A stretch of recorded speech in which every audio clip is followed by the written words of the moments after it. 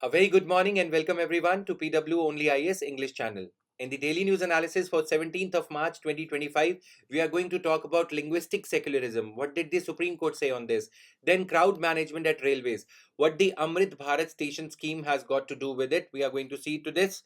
Then guys, these are the other news articles. Houthi rebels. So this will be a map related topic for the day.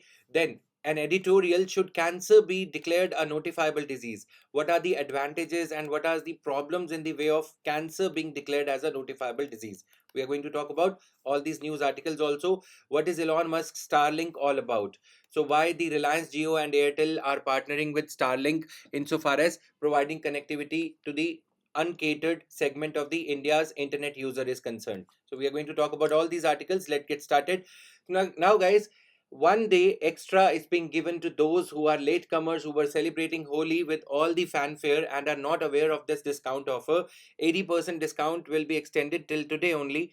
Today being Monday, the last day, you can avail of this offer. See, the benefit of joining this course is that you will get structured way to your preparation. So that's the advantage of it. Discounts and everything is secondary, but if you are someone who wants to streamline your preparation for UPSC civil services examination and give the attempt in the structured manner, so this will be the right platform for you to join. As I've been working, as I've been teaching here and observing things, I can vouch for the quality of the courses, the way they are structured. So this will be helpful for you insofar as streamlining your preparation is concerned. Rest is your call. Now moving further, Houthis claim retaliation as US says its strikes to continue in Yemen. Yemen's Houthi reports new raids on the Red Sea port of Hodeidah. So first of all, the location of the port will be important for us.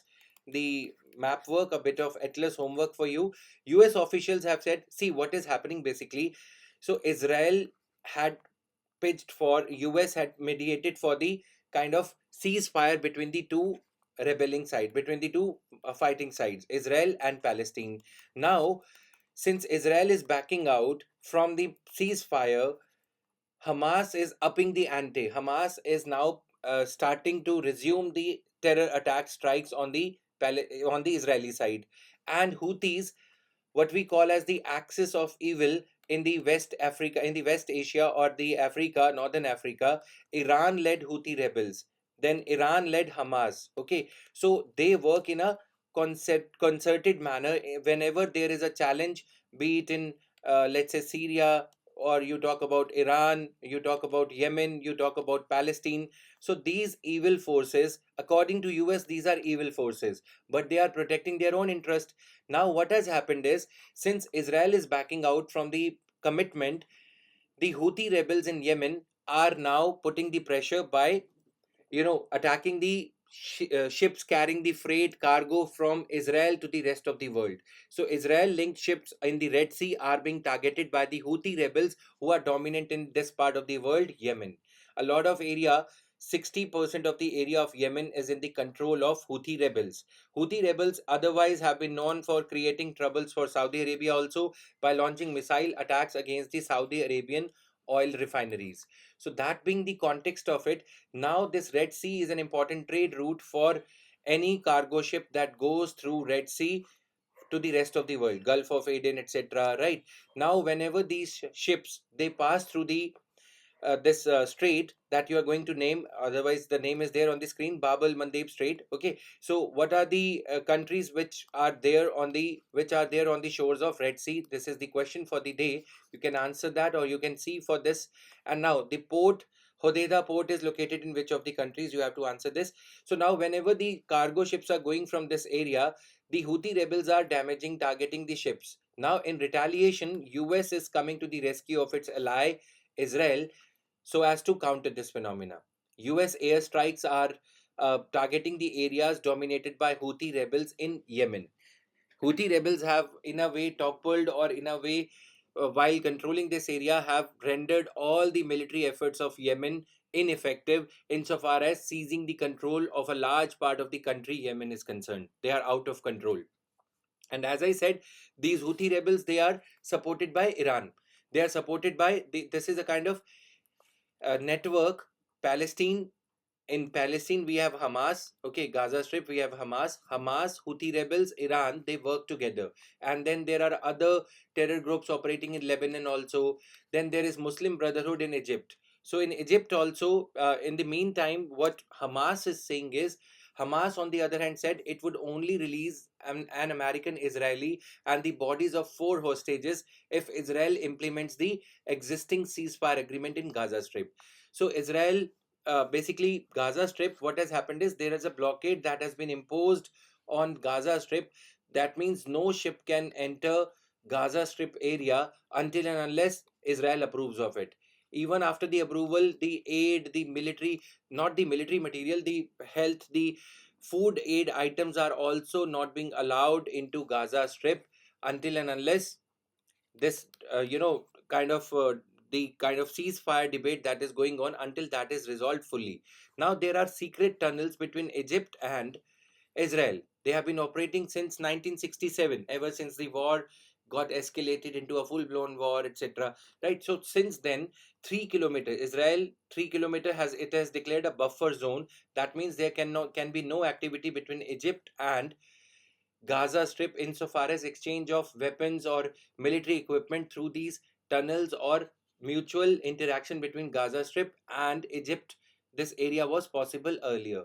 Now, is Egypt and Gaza Strip people, the especially the Hamas people, they have dug up tunnels as deep as 22 meters, 30 meters, okay, 700 meters, small tunnels and big tunnels both, so as to continue the supply of wars, weapons, ammunitions, war related weapons and ammunitions into this part of the world. Now Israel would need to stop. Now the what is Hamas saying is, Israel would have to stop barring the entry of humanitarian aid and withdraw from a strategic corridor along Gaza's border with Egypt.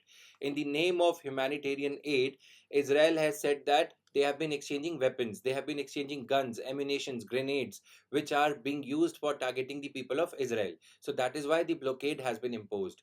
So all this is going on. Hamas is there, then your Houthi rebels are there. They are all interconnected. What the US calls as evil axis of evil, propagated by Iran. And in the previous term of Donald Trump, also in the first term as the president, he had labeled Iran as the biggest sponsor of terrorism in the West Asia. So, that being the context of it, you need to remember how this triangle is connected. Now, moving further, see the questions, the way the questions have been asked by UPSC. The Red Sea receives very little precipitation in any form. Okay, no water enters Red Sea from the rivers. Please answer this question and look out for the necessary information to enable yourself to answer this question. And what is the salinity of Red Sea? All right, so this is a simple question I'm asking you. And where is Dead Sea located? Very small questions. These prepare you for the battle called UPSC preliminary examination. Now I asked you another question. The Red Sea touches the shores of how many countries? That is another question. Looking at this, we can have another question. Where is Sinai Peninsula located? Okay, the desert related to it. So, what all countries does it spread into? Now, coming to the second news article of the day, there was a brief study by the IIT Delhi researchers which found that the air pollution will lower India's solar generation capacity. But obvious, because the cloud cover, the air, because of the pollution, will not let the solar radiations, will not let the solar rays from the sun come directly onto the solar photovoltaic cell panels. So, insofar as cell efficiency is concerned, effectively utilizing the solar cell is concerned, that will be retarded. As we all know that India has set a target of 500 gigawatts of renewable energy, out of which 100 gigawatts is supposed to come from solar panels only, solar energy only. So insofar as that target is concerned, its achievement is concerned, we require a clear sky. But insofar as the clouds are concerned, monsoon is concerned, we require that also. But this pollution, as you can see in this image also, this pollution is not going to let the solar rays fall directly onto the solar panels, leading to a situation where they will not be effectively utilized. Now what is the phenomena behind it? India has abundant sunny days, no doubt about it. Solar radiations at the earth's surface, they vary due to clouds, aerosols, water vapors, radiatively active gases, ozone layer. Okay, then clouds and aerosols block solar radiation, reducing solar panel efficiency. Now I ask you a question: depletion of ozone layer, is it good for achievement of India's insofar as solar energy targets are concerned, or is it bad? A bit of very small element of trickiness is there. Solar energy target will be aided by depletion of ozone layer, or will it be further difficult to achieve this target? Okay, weather and climate dependence. Solar photovoltaic energy, like other renewables, is affected by the weather and climate. This is all we know. Now coming to the other methods here, they have study methodology, etc. Being very honest, this is not needed. We can spend n number of hours or minutes on it. So this is NASA series, etc. You can just take a note of this part. Global climate models were used, but modeling insofar as IIT Delhi studies required is not required. Okay, is concerned, is not required. Now moving further, factors affecting efficiency. Solar radiation is one of the primary factors. Temperature is the second most significant. Ambient wind speed has got a lesser effect. Now look at these things as point number A, B, and C, and they take it as a question. What are the factors affecting efficiency? Solar cell efficiency. Solar radiation, number one; temperature, number two; ambient wind speed. So these are the factors. Now study implications, models, etc. The study emphasizes the need to curb climate change and improve air quality. Reducing greenhouse gas emissions will both mitigate climate change and clear particulate matter blocking sunlight.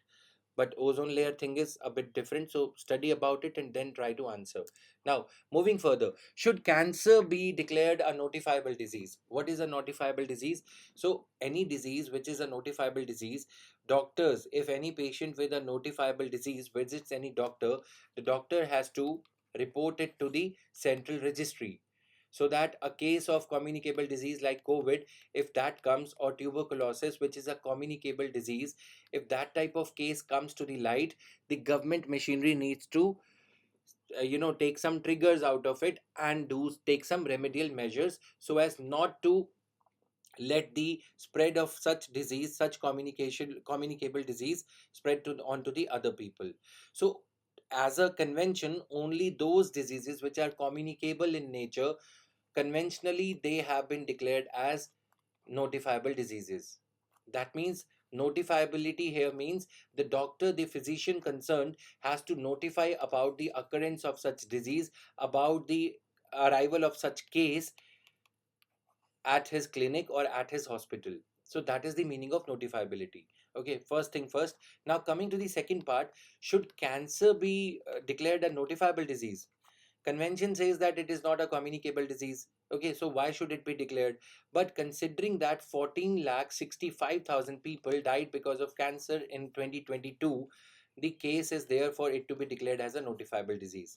Okay, so the editorial has been written by a doctor, a physician. He says that rather than declaring cancer as a notifiable disease, it would be better to expand the coverage of National Cancer Registry Program, because notifying it as a notifiable disease will not solve the problem, and instead it would breach the privacy concerns. Many cancer patients, they do not want to reveal that they are suffering from cancer because of the stigma. It is Indian society. Okay, stigma attached to one having cancer. Everybody is not Yuvraj Singh, as I always say, when it comes to the matters of health, when it comes to the matters of chemotherapy. It's not that easy, it's not that cheap in India. So whether notifiability will reduce the cost of treatment for cancer? No. Only thing that it will do is it will tell the central government authorities, Union Ministry of Health and Family Welfare, that yes, this is the exact number, or this is the number of people suffering from cancer. It's only about the diagnosis. Okay, so now while some argue that this would enhance the surveillance and treatment may not be enhanced, because some of the cancer drugs are subsidized under National List of Essential Medicines. Notifiability will not reduce the treatment cost at all in India, and we don't have advantage of cost in India, primarily because the cancer treatment lies in the Western countries, primarily the US. Now while some argue that this would enhance surveillance and treatment, the union government has resisted notifying it as a notifiable disease. saying that the practice is to notify only infectious diseases, and since cancer is a non-communicable and non-infectious, so that being the case. Now, recent shifts in the disease notification trends. What are the shifts? In 2024, even the snake bite was declared as a notifiable disease. Okay, there have been demands for declaring drowning also as a matter of public concern, mental health also. So these things are happening. The definition, the strict criteria of labeling a disease as a notifiable disease is not being adhered to. So why not then declare cancer as a notifiable disease? Okay. Now in 1995, not only India, the trend of not only declaring the communicable diseases but also the non-communicable diseases is also witnessed across various countries, including the United States, where the US became the first country to list lead poisoning as a notifiable disease, establishing a precedent for the surveillance of non communicable diseases. So, this evolution in the public health policy, wherein not only the communicable diseases but also the non communicable diseases are being declared as the notifiable diseases. Why not cancer then? The writer is first building the case for declaring it, but then he himself debunks the statement. Let us see how. Now, improved surveillance. First of all, let us cover from preliminary perspective as to what are the benefits for the treatment of a disease if it is declared as a notifiable disease. Now, early outbreak warning helps prevent large scale epidemics. For example, if COVID would have been well captured in China, it wouldn't have gained the traction for it to be declared as a pandemic. We could have stopped it with the early outbreak warning if WHO's working would have been proper. Now, targeted interventions enables better allocation of healthcare resources, isolation, etc. The standard protocol of isolating such a person who's having a communicable disease kicks in as per WHO regimen. Now, global collaborations will be better, alliance with WHO's international health regulations for global disease monitoring. So it is the communicable diseases which have got a contagion effect. One sneezing will lead to another person sneezing. Two sneezing will lead to five people sneezing. So communicable diseases primarily have been declared. Now, what are the other notifiable diseases in India? Dengue, chikungunya, malaria, amoebic dysentery. So these are the diseases you can have a look. Hepatitis A, B, C, HIV, influenza. Now you see here HIV is, it's not in the strict sense of the term, merely because of the exchange of aerosols, it cannot be transmitted. But because of the sexual contact only, HIV could be transmitted from one person to another. Nonetheless, it has been declared as a communicable disease. Okay, measles, plague, mumps, pertussis, rubella, rabies. So these are the diseases. Just have a look at them once or twice. You will be able to memorize them. Now, moving further, purpose of disease notification. The primary purpose is to ensure that contagious diseases are kept under check. So this is the argument that builds up. And then finally, what are the arguments in favor of notifying cancer? Proponents of making cancer notifiable disease, they argue that mandatory reporting could enhance early detection, and by early treatment like chemo, etc., there are high chances of person being saved. But even if the disease is not declared as a notified person, or his relatives could be informed of it. Okay, so once their relatives are informed about the disease, that the person is having breast cancer or any other cancer, lung cancer, etc., they could go for the treatment, and the chances would still be as equal as it being not notified or it being notified. How does notification increase the chances of a person's this thing? But yes, insofar as resource allocation are concerned, the data, if it comes into light in public domain, that 14,65,000 people are suffering from cancer, it puts the pressure on the government will then have to allocate resources in a better manner. Already we keep on talking about the fact that National Health Policy 2017 talks of spending 2.5% of India's GDP on healthcare, whereas the actual expenditure is only around 0.7 something, 0.73. Okay, so if that is the scenario, more resources will be allocated for people suffering from cancer. Now, there is a nationwide campaign by the doctors, Unify to Notify. They are putting pressure, acting as a pressure group, they are putting pressure on the government to declare it as a notifiable disease. They believe that this initiative of notifying can help collect real time data collection and accurate reporting to understand the gravity of the disease and its impact. So yes, as a collective thing it is good, but will there be any impact on the individual and his treatment? No. Okay. It can also help in developing standardized treatment protocols through epidemiological analysis and targeted intervention, etc. These are going to be the benefits: one, two, three, four. Now, coming to problems with notification as a notifiable disease. First, cancer is not a single point diagnosis. So, it requires multiple tests, multiple diagnostic techniques to be applied. Then, second, cancer as a disease are more diverse, ranging from benign to malignant, very serious. Okay, lungs cancer, breast cancer, etc. etc. Notifiability triggers rapid containment measures, whereas cancer does not require any such containment. It requires long term management rather than emergency interventions, as are required in case of diseases which are highly contagious, like we talk of COVID, like we talk of tuberculosis, etc. Legal obligations on physicians could impose a burden that does not translate into improved patient care. Legal obligation of a doctor would increase. You let me tell you that this is a criminal offense on the part of doctors if any disease that is declared as notifiable, and if a patient comes to the doctor, doctor does not notify the case, doctor does not inform the higher ups, the district chief medical officer, etc. There is a protocol, okay, through their system the doctor has to update about this case, so that that person who's suffering from such kind of a communicable disease needs to be isolated. Government remedial measures would kick in, standard operating procedure would kick in. But if a doctor does not do it, then it is a criminal offense on the part of the healthcare provider.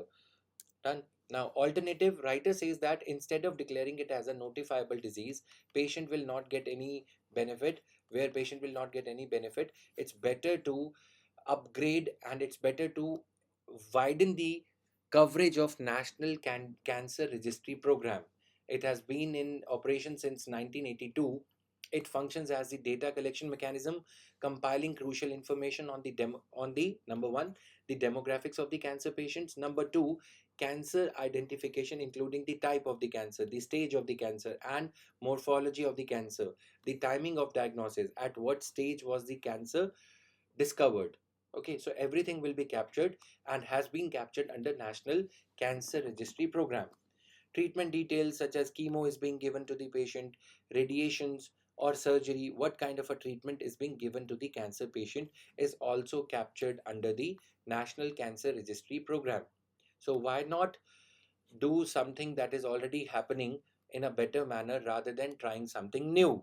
This applies to cancer treatment also. Okay, NCRP includes hospital based registries which collect data from cancer treating hospitals, and population based registries which capture cancer incidents in a defined geographic area, for example district.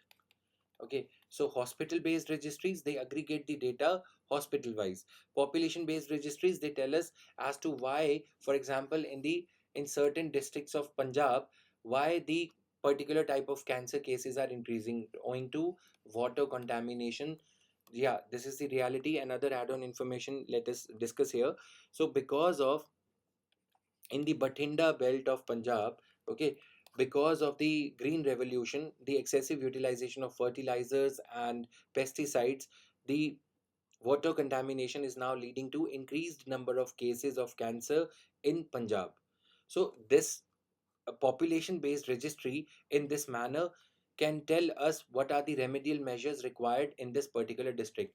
Water treatment plants need to be set up, okay, or excessive utilization for the future for green revolution kind of initiatives for by distributing high yielding variety of seeds, etc., should be curtailed. So these are the learning lessons. Hospital wise, we'll get to know, and then we can collate the data, we can superimpose the data so collected hospital wise onto the population based registries. So this is the advantage.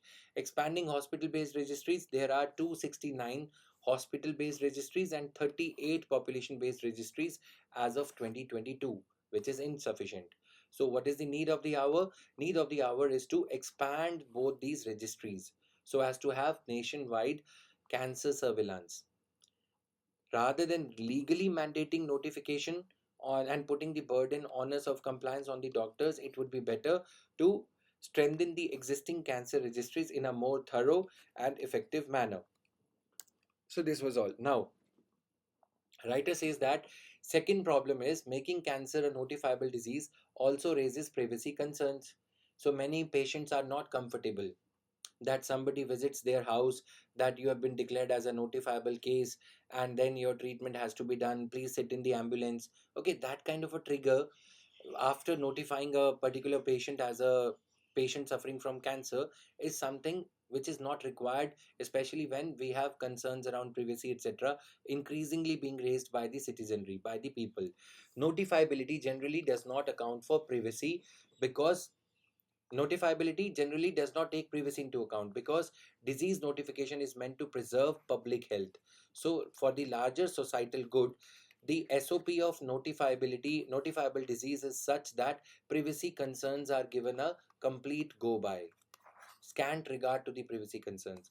Even though, now the second aspect is, there are many state public health acts also that still contain very grave provisions that give sweeping powers to the district magistrate, SDM, police, local authorities to, you know, even curtail a person, to even uh, have some legal implications for their relatives for not informing the person who is suffering from a notifiable disease. So that is why it is, important to not to introduce cancer into such a framework. Otherwise it could further deepen the reluctance among the patients to come forward for a diagnosis and treatment, making it counterproductive. So writer says that this move might backfire, because if we will further traumatize the patient with such kind of a follow up, etc., from the state police, from the state machinery, be it the chief medical health officer, staff would be visiting, etc. Okay, so that kind of a thing would further, in a way, disincentivize the reporting and the diagnosis of the disease. So the need of the hour is to go for what is already being done. National Cancer Registry Program, which started in 1982, needs to be expanded in its coverage in terms of extraction of such cases. Now, we talked about lead. In US, lead infection or lead poisoning has been declared to be a notifiable disease, notifiable actionable point. Now, in UPSC exam in 2012, we saw a question that lead ingested or inhaled is a health hazard. After the addition of lead to petrol has been banned, what still are the sources of lead poisoning? You must be knowing about unlead petrol. Okay, way back in 2000, we started unleaded petrol being supplied at all the petrol stations, refueling stations in India. So smelting units are a source, pens and pencils, paints, hair oils and cosmetics. So what are the sources of lead poisoning? That is why I thought it right to incorporate this question. Now, moving to the fourth issue of the day, talking about Amrit Bharat station scheme. So the scheme says that the railway stations in India, across India, needs to be revamped. Better facilities, better aesthetics, you working escalators, railway station facilities need to be provided. Talk about the water facility, talk about ATM facilities, talk about lift facility, talk about hygiene. All these things need to be provided at the railway station to make the railway stations world class, on the similar lines as we see the airports in India. So this program was launched in fag end of December, in the fag end of 2022. Now, this program has been fledgling in the sense that Parliamentary Standing Committee on Railways has highlighted that the progress has been very tardy, number one. Number two, crowd management in the light of recent stampede observed at New Delhi railway station, which is barely 6 to 7 kilometers away from Rail Bhavan. Okay, so in the light of that, the program needs to be restructured. Amrit Bharat Railway Station scheme needs to take into account the better crowd management as well, so that the people are not suffering, so that the kind of stampede that we saw at New Delhi railway station is not repeated. Okay, now report says that against the target of revamping 450 odd railway stations in 2024-2025, only one railway station could be upgraded. Just one. So 1 is to 450 is the score for Railway Ministry. So Amrit Bharat station scheme is also not picking up. Now, according to Ministry of Railways, 1337 stations have been identified under the scheme insofar as work in progress is concerned. Okay, 1202 stations are at work in progress stage. So they are at a work in progress stage out of 1337 railway stations. Now, ministry said that because there are logistical issues, railway stations, the nature of development of railway stations is such that the work is very complex. Ministry is also right here. Why? Because on one hand, the railway station operations need to continue, because we can't stop the trains uh, saying that Amrit Bharat mission is going on, Amrit Bharat station scheme is going on. The work has to go on, and on the top of it, this Kumbh Mela was going on from September, October, November, right? Preparations were there so as to how to better manage the crowd, and otherwise also it's a time taking process. Now, moving further, the House panel, the Parliamentary Standing Committee, which is reporting on various programs of the government, because budget review is going on based upon the past performance of the budget allocations. The new budget, the latest budget, which was announced on 1st February, will be the approval will be given to it. So that is why we come across a lot of news articles talking about Parliamentary Standing Committee reviews, which are important for your mains examination. You can highlight these points because these are government findings. These are not any findings of any random body of the US reporting on India. So you can make notes out of these Parliamentary Standing Committee observations. They are based upon the review of CAG reports on the ministries working. Now, House panel expressed concern over the slow progress of the Amrit Bharat station scheme. There's a large gap between the planned upgrades for 2024-2025 and actually completed work. So as I said, 450 stations, etc. Now, stampede management. We had talked about stampede management at New Delhi railway station when this issue had happened, when this incident had happened. So what is the need of the hour? Though quickly we'll talk about it. The requirement to avoid any kind of stampede is, first of all, the anticipation, the clear idea, predictability analysis as to if there is any festive season coming up. Mahakumbh was a very big event, though. Let's talk about Mathura, Vrindavan. Let's talk about Hajj pilgrim. You talk about the Bakar Eid, etc. So, whenever such kind of a crowd buildup is expected, the staff, railway staff, the police authorities, the railway police force needs to be on their toes so that they can better predict and manage crowd. Then the sale of platform tickets, etc. So that also needs to be a trigger factor in order for the next steps to kick in, whether escalators are working during these occasions or not. Okay, if escalators, lift facilities are working or not, proper fencing and barricading of the railway platform has been done or not, so that because of the jostling, because of the excessive crowd, people are not pushed onto the railway track where there are chances of a railway of moving train coming and you know mowing down the people. So those kind of things need to be taken care of.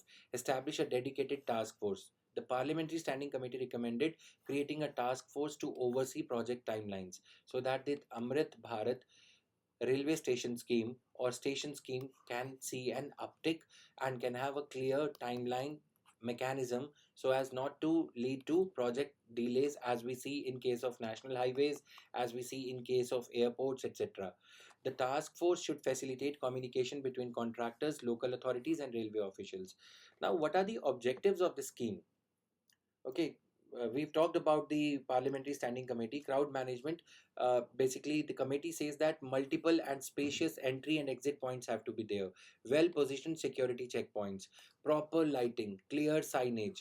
Whenever I visit a railway station, I see that the personnel there, the ones who are frisking, the ones who are checking the baggage, they are quite lethargic, unlike we see the same at the airport. Okay, so that is why the DGP's daughter has been caught at airport. But railway, the management is quite pathetic. The crowd management, the police people are not even interested in frisking or checking the baggage properly, which might someday lead to a terror attack on the railways, on the infrastructure, etc. So proper lighting, etc. is not there. There is filth all over, hygiene is not maintained. It is in the light of these challenges that this Amrit Bharat station scheme was brought about. It was envisaged, and it was a good move. That why not develop or redevelop the railway stations in a manner that enough personnel are there, then engage with local authorities. Municipalities have a good role to play here. And why this Amrit Bharat station scheme envisaged railway stations as the center point?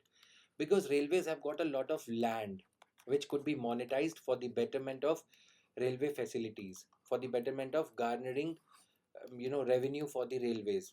Railways is now as not a separate budget and is a part of the integrated budget. So mobilization of resources, you see a huge parking land or land there in the vicinity of, in the neighborhood of our railways. Precincts of the railway platform, railway station are so huge. So that is why, as you see in the picture, so railway station should be the center of hustle bustle, should be the center of activity, not only as a station managing the trains and the traffic, but why can't we have shopping malls around it? Why can't we have multi-level parking stations around it? Why there has to be a congestion around the railway station across India? This is the pattern.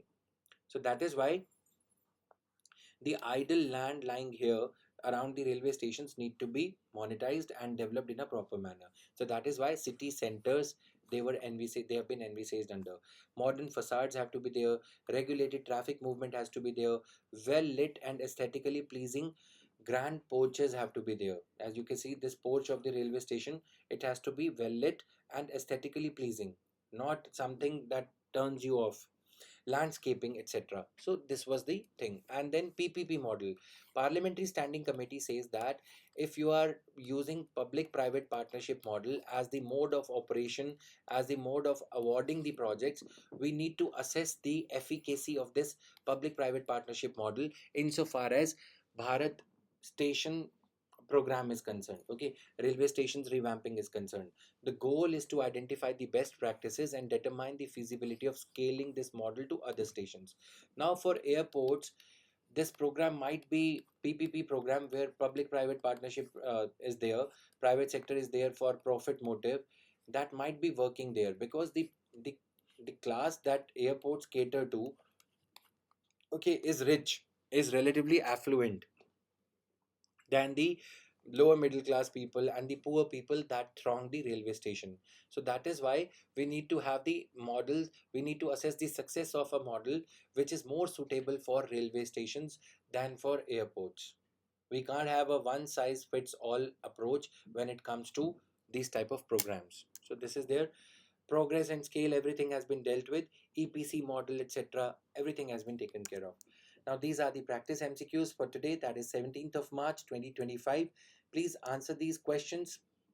Now talking about other interesting news article for science and technology, what is Elon Musk's Starlink all about? Now you must have heard that Bharati Airtel and Reliance Jio have signed up the distribution pact with the SpaceX Corporation Starlink service to bring satellite internet access to India. So first thing first, Starlink is about satellite internet access to India. So it is important for India's rural internet connectivity. The distribution agreements are a reversal from the Indian telecom industry's reluctance earlier to quickly make Starlink service available in India. Earlier, Bharati Airtel Reliance were not quite inclined to sign such an agreement. Now the reversal has come. So what are going to be the benefits of Starlink service in India? How does it work? First of all, the technical part to it, low Earth observation satellite.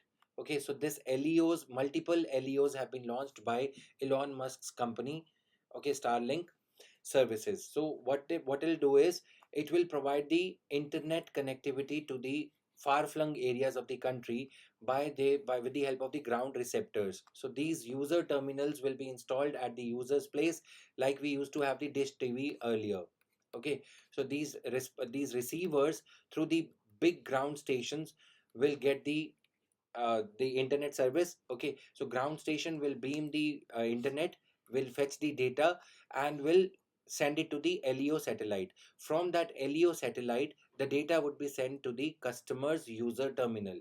And you sitting at your home, any user sitting at his house, okay, it can fetch that data, it can download that data, and the data would be used at the, you can say this is a server box, and from the server box you can have LAN cables going into various systems located at your place, computer, mobile phone, etc.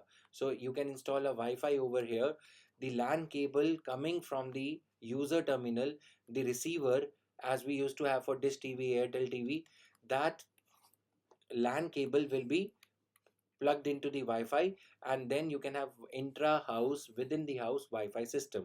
This is going to be highly advantageous for India's rural areas, because bandwidth connectivity, the optical fiber network has been strengthened across the urban cities. The tier 2 cities also are getting geo connectivity through LAN cable. But the one that are lagging behind are the areas which were catered by the Bharat Sanchar Nigam Limited.